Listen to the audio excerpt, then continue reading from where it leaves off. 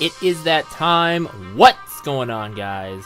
It's me, WestTownHD. Today, guys, I'm giving you my predictions for the final base roster of Super Smash Bros. Ultimate. Keep in mind, I am making this video solely based around the prospect of this game's roster being based around the Super Smash Bros. Fighter ballot. In previous Smash Bros. Games, characters got in due to popularity and or promotion for upcoming games. I don't think that's the case this time around, however. So sit on down, buckle up, hit that subscribe so you never miss an upload, leave a like on the video, and without further ado, let's move on to my final base roster predictions. So in this format, I'm going to give you guys my 6 original characters and then my 4 Echo Fighters I think are going to be part of the base roster.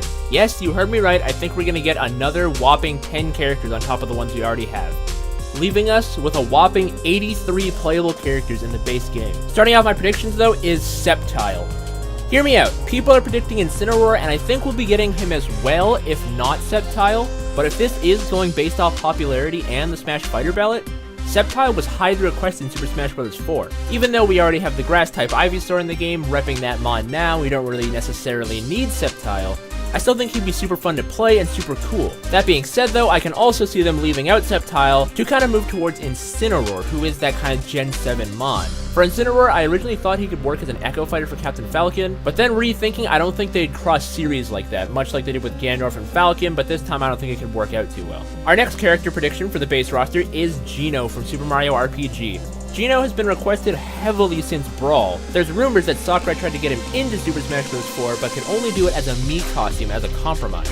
With Cloud being in the game now, it's clear to see that Square Enix definitely is on board with Super Smash Bros. Hype train. On top of Geno being highly requested, I think he could fit really well in the world of Smash Bros, as a lot of people want to see him. In terms of his moveset though, I'm not too familiar with the Super Mario RPG series, but there was a really good Brawl mod compiled. If he was to play anything like that, I would definitely love to have him aboard the hype train. Our third character prediction for the base roster is going to be a Microsoft rep. Now, don't hang me for saying this, but I think Master Chief, Steve, or Banjo-Kazooie is most likely to be in this game. Banjo, from a Nintendo standpoint, is most likely to be the candidate, but imagine if we had Master Chief in this game. Think about that. Steve from Minecraft would be cool, but I'm more on the bandwagon of having a stage for it or maybe a Creeper Assist trophy. I think Minecraft is way too big a gaming icon to go unrecognized by now, and it's on almost all of Nintendo's consoles, or Nintendo's recent generation of consoles, I should say. Master Chief, however, would be the curveball. I think Master Chief is among the few third-party characters that would still be hype enough to make the crowd erupt. Imagine that. We have Bayonetta, we have Ryu, we have Snake, we have Cloud from Final Fantasy, and then to top it all off, we get Microsoft's Master Chief in Super Smash Bros. I know I sound crazy, and it's most likely going to be Banjo-Kazooie as a rep, but my prediction, I have a gut feeling about this, I think Master Chief is going to be in Super Smash Bros. Ultimate. Quote me on that. Our fourth character prediction for today is going to be a Bandai Namco rep. I personally am voting for Heihachi. I think he could be a fantastic character in the game, go head to head with Ryu. He was also a Mii costume, so he could be upgraded. I only think we're going to get one more Bandai rep, however. So if it's not Heihachi that's going to be in the game, I think it could be someone from Soul Calibur or Lloyd Irving. As Lloyd Irving was a Mii costume, I think Tails could get into Smash Bros. With that new Tales of Vesperia remake coming out for the Switch later on this winter. But in terms of Bandai rep for Smash Bros, I think it's either going to be Heihachi or Lloyd Irving. Our fifth character prediction is none other than Isaac from Golden Sun. Isaac has been heavily requested since Super Smash Bros. 4 and Brawl.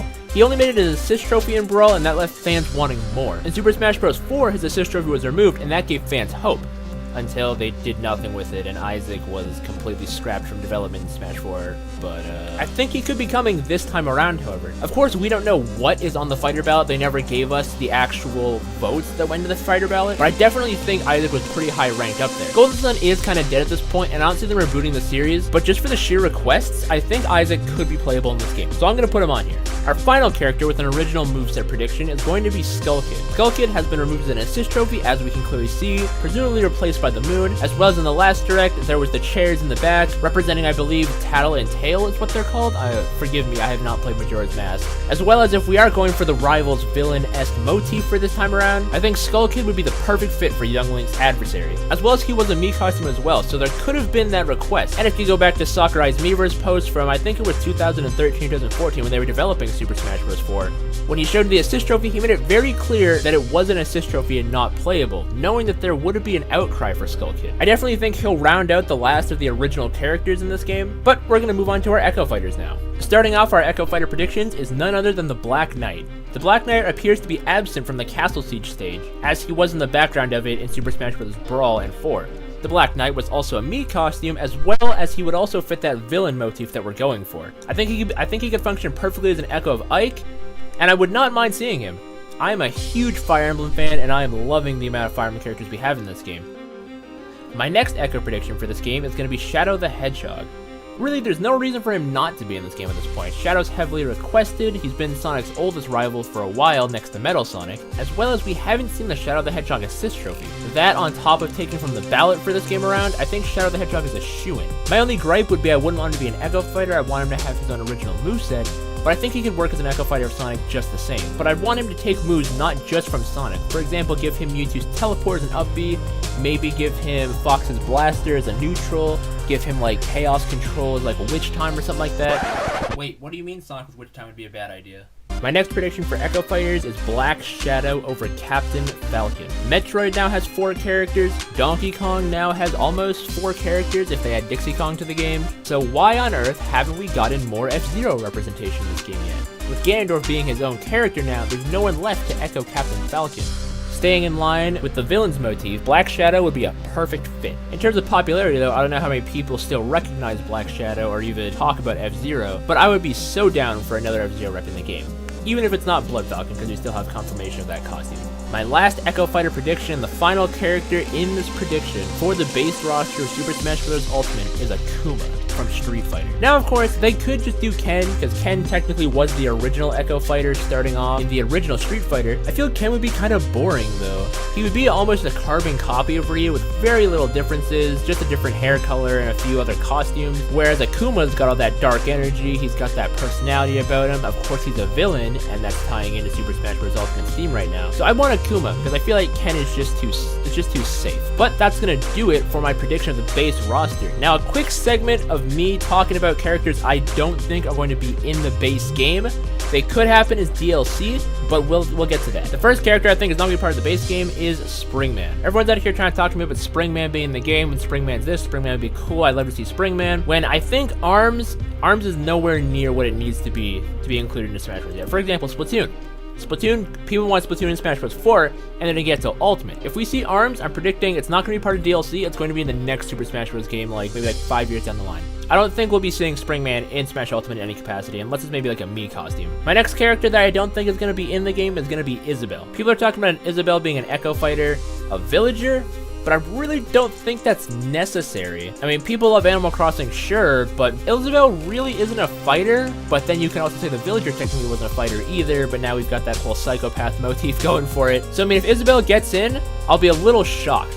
The next characters I think that are not going to be in this game are Rex, Pyra, and Mythra. Xenoblade Chronicles 2 did phenomenal, fantastic game. I loved every bit of it. I can't wait until they're put in the game, but I don't think that's going to be in the base game. I think it's been made pretty clear that they're using the ballot for this game and they're not actually using popular games as of late. Now, I could be wrong, and Sakurai could throw us for a curveball coinciding with the Torna Golden Country game coming out next week and throwing Rex and Pyra in an October Direct or something along those lines. But I honestly don't see them being part of the base game. But DLC is a different story. Many of you know that I'm campaigning for Elma being in Super Smash Bros. Ultimate, so that they don't leave Xenoblade Chronicles X out of the Xenoblade mix. But at this point, I'm actually starting to have second guesses. I don't think Elma's going to be part of the base game for the sheer fact that they are going off of the Smash ballot this time around. I still think that Elma could make DLC alongside Rex, Mythra, and Pyra, have like a good old Xenoblade Chronicles pack. Can you imagine a trailer for that though? You have Shulk, Rex, Pyra, Mythra, Elma, all 4 of them, just duking it out with like Metal Fist or something like that.